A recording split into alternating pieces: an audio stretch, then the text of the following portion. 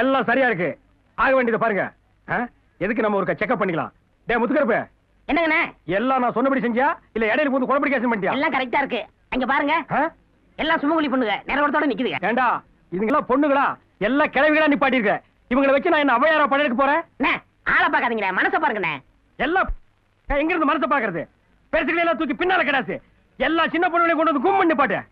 தாய்மார்களே, பெரியோர்களே, வருங்கால இளைஞர்களே, உங்களை எல்லாம் கூப்பிட்டு வச்சு பஞ்சாயத்து பண்ண சொல்லி நம்ம ஊர் கவுண்டர் சொல்லி இருக்காரு. அதான் என் மாப்பிள. பிரச்சனை என்னன்னா, அம்மணி பரீட்சை எழுத போன அன்னைக்கு மாப்பிள ஊருக்குள்ள இல்ல, ஒரு முக்கியமான வேலையா வெளியூர் போயிருந்தார். என்ன முக்கியமான வேலை? சாவக்கட்டு.